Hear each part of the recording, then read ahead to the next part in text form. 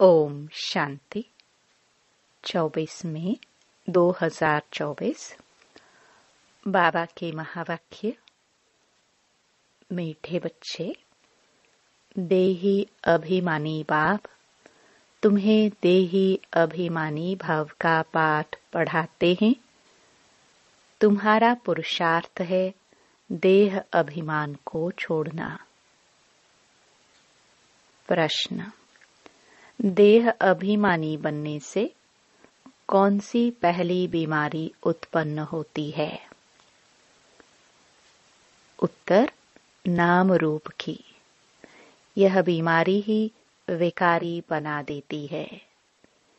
इसलिए बाप कहते हैं, आत्म अभिमानी रहने की प्रैक्टिस करो। इस शरीर से तुम्हारा लगाव नहीं होना चाहिए। देह के लगाव को छोड़ एक बाप को याद करो तो पावन बन जाएंगे।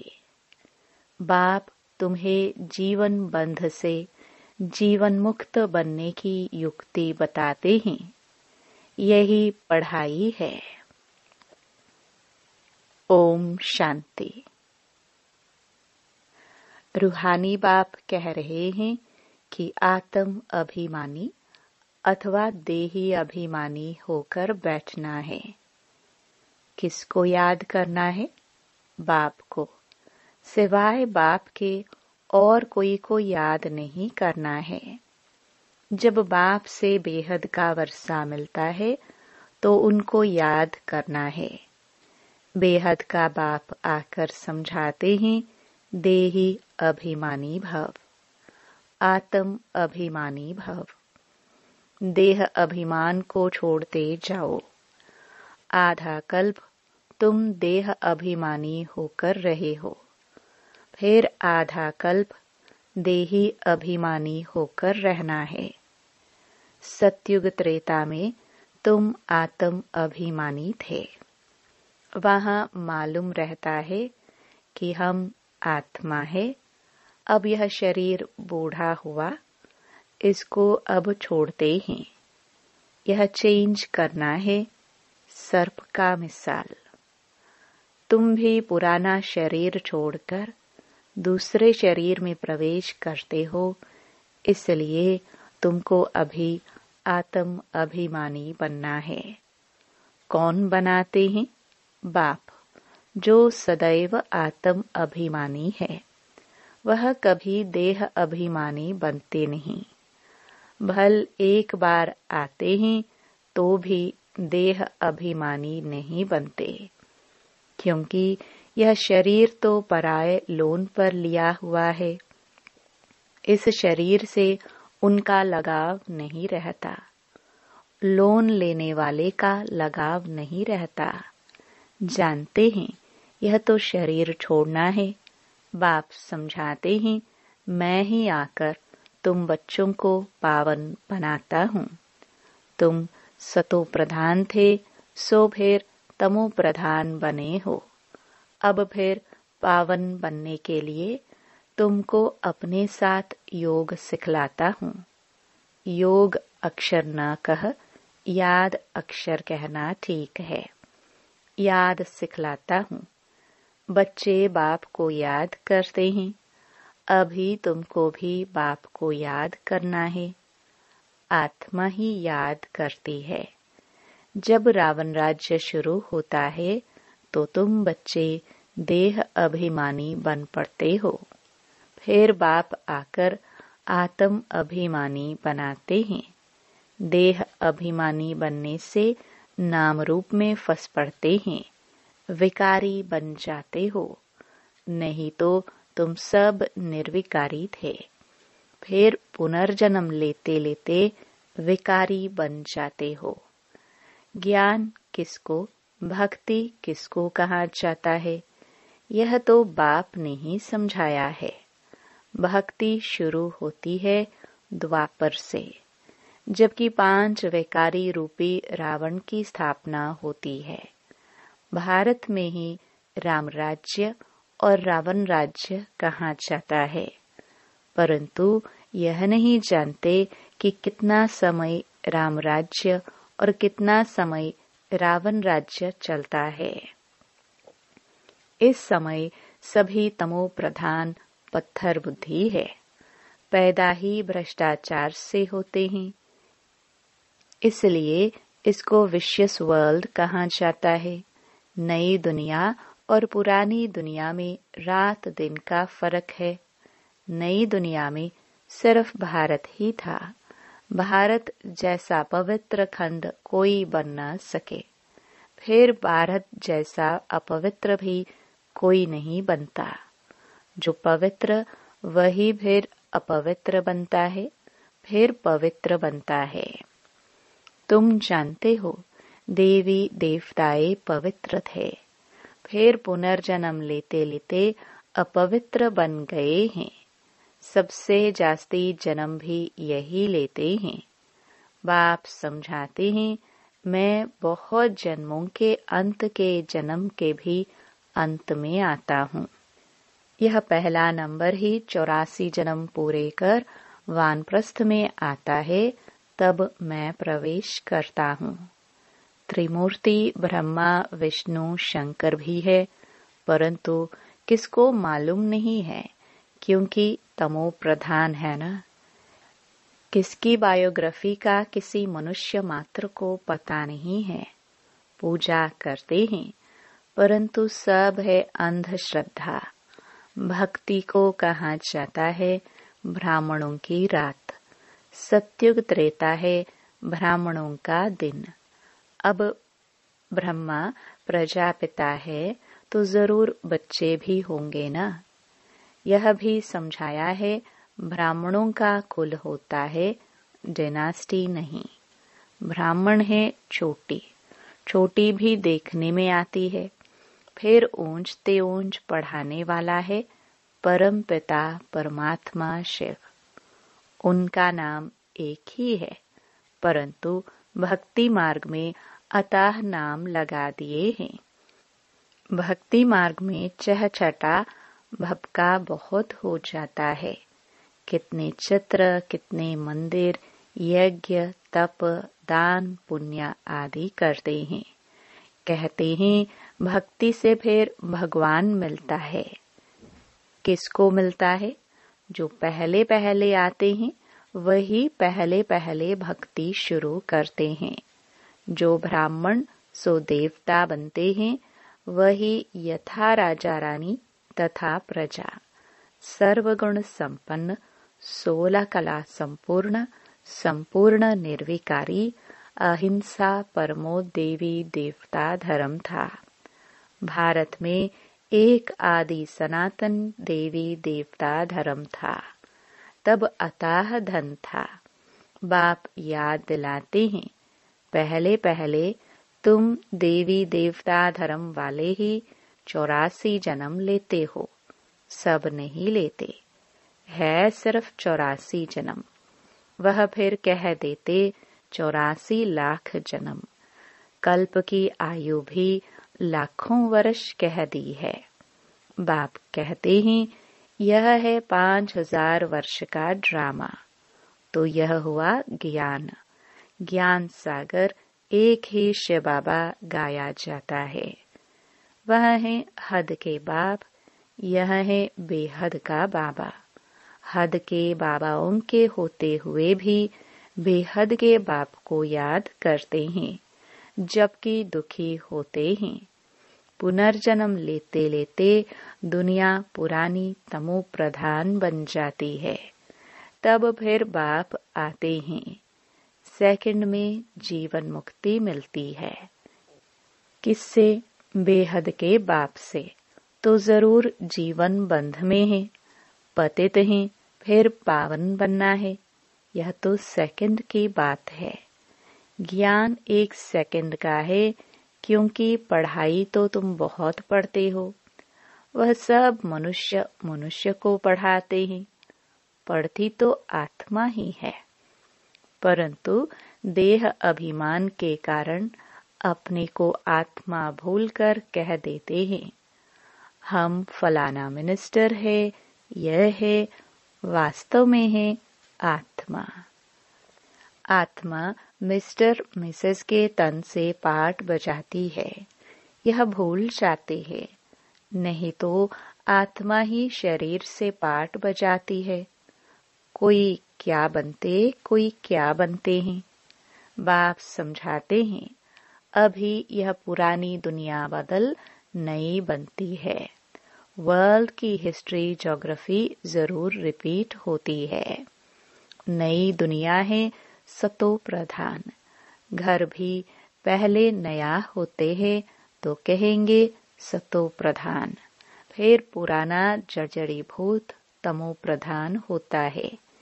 इस बेहद के नाटक व सृष्टि चक्र की नॉलेज को समझना है, क्योंकि यह पढ़ाई है, भक्ति नहीं है। भक्ति को पढ़ाई नहीं कहा जाता है, क्योंकि भक्ति में एम ऑब्जेक्ट कुछ भी होती नहीं।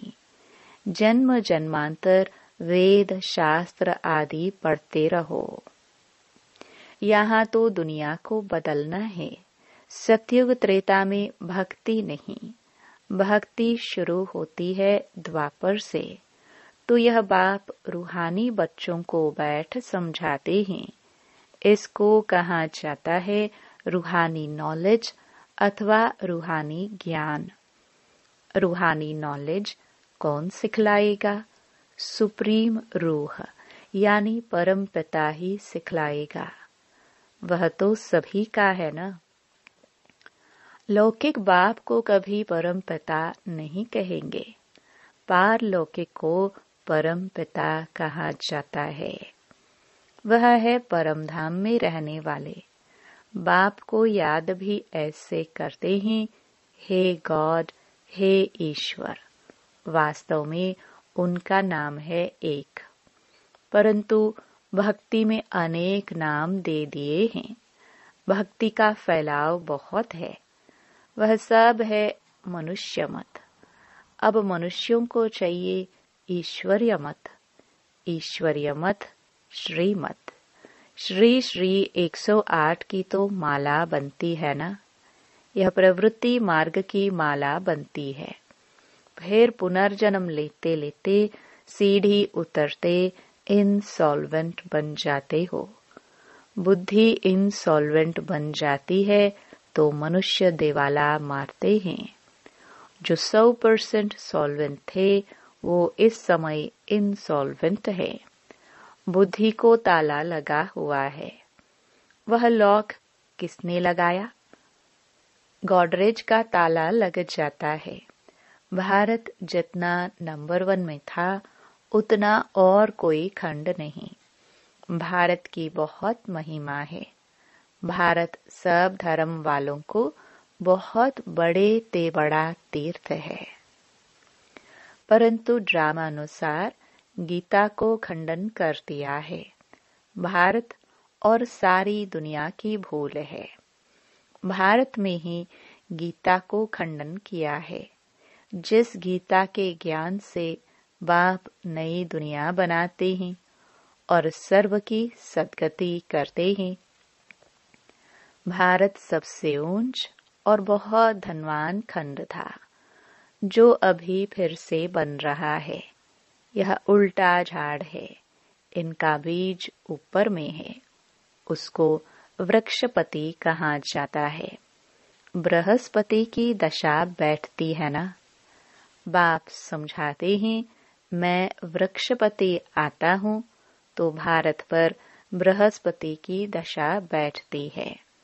ऊंच बन जाते हैं। फिर रावण आया है तो राहु की दशा बैठ जाती है। भारत का क्या हाल हो जाता है। वहाँ तो तुम्हारी आयु भी बड़ी रहती है, क्योंकि पवित्र हो। आधा कल्प तुम 21 जन्म लेते हो।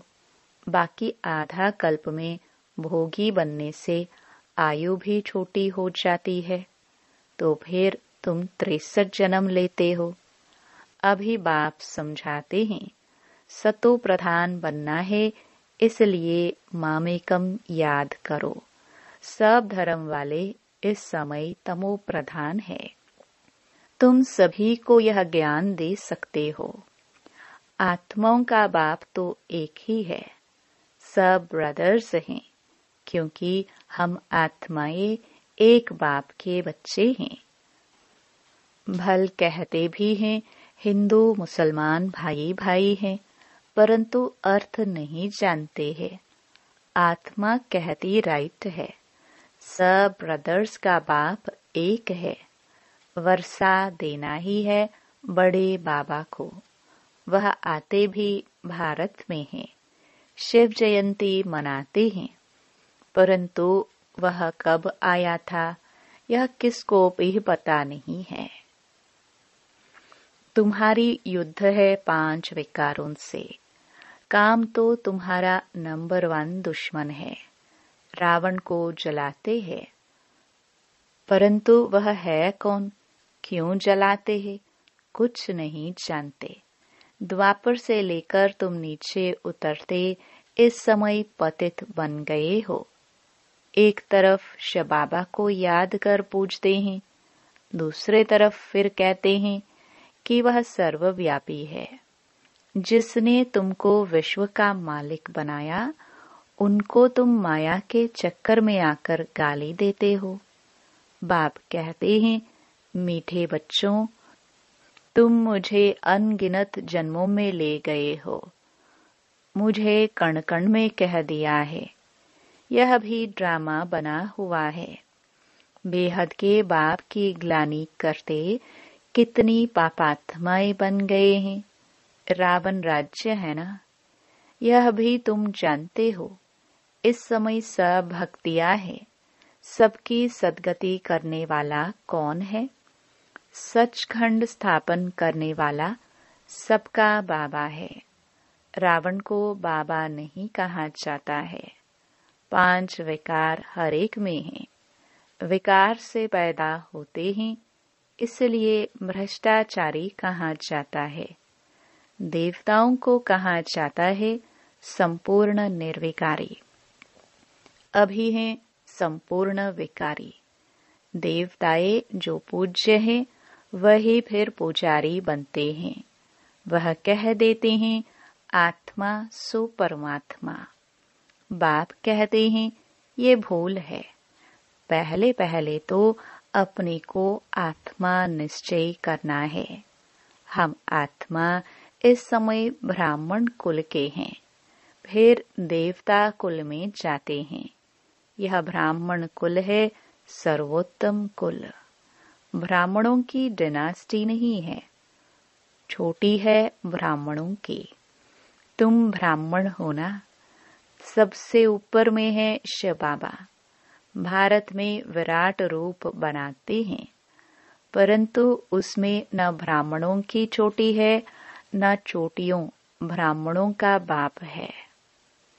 अर्थ कुछ नहीं समझते, त्रिमूर्ति का अर्थ भी नहीं समझते। नहीं तो भारत का कोट ऑफ आर्म्स त्रिमूर्ति शिव का होना चाहिए। अभी तो यह कांटों का जंगल है, तो जंगली जानवरों का कोट ऑफ आर्म्स बना दिया है। उसमें फिर लिखा है सत्यमेव जयते। सतयुग में तो दिखाते हैं शेर बकरी इकट्ठे जल पीते हैं। सत्यमेव जयते माना विजयी। सब क्षीर खंड होकर रहते हैं, लून पानी नहीं होते हैं। रावण राज्य में लून पानी, राम राज्य में क्षीर खंड हो जाते हैं। इनको कहा ही जाता है कांटों का जंगल। 1-2 को पहला नंबर कांटा विकार का लगाते हैं। बाप कहते हैं काम महाशत्रु है। यह आदि मध्य अंत दुख देने वाला है। नाम ही है रावण राज्य। बाप कहते हैं इन 5 विकारों पर जीत पाकर जगत जीत बनो। यह अंतिम जन्म निर्विकारी बनो। तुम तमो प्रधान पतित बने हो, फिर सतो प्रधान पावन बनो।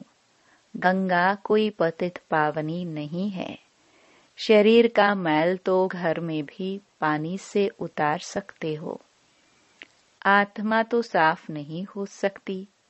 भक्ति मार्ग में कितने ढेर के ढेर गुरु लोग हैं। सतगुरु तो एक ही है, सदगति करने वाला। सुप्रीम बाप भी है, सुप्रीम टीचर भी है, सुप्रीम सतगुरु भी है। वही तुमको सृष्टि के आदि मध्य अंत का नॉलेज सुनाते हैं। अच्छा, मीठे मीठे सिखिलदे बच्चों प्रति मात पिता बाप दादा का याद प्यार और गुड मॉर्निंग। रूहानी बाप के रूहानी बच्चों को नमस्ते। धारणा के लिए मुख्य सार। पहला, सतो प्रधान बनने के लिए सिवाय बाप के और किसी को भी याद नहीं करना है। देही अभिमानी बनने की प्रैक्टिस करनी है। दूसरा,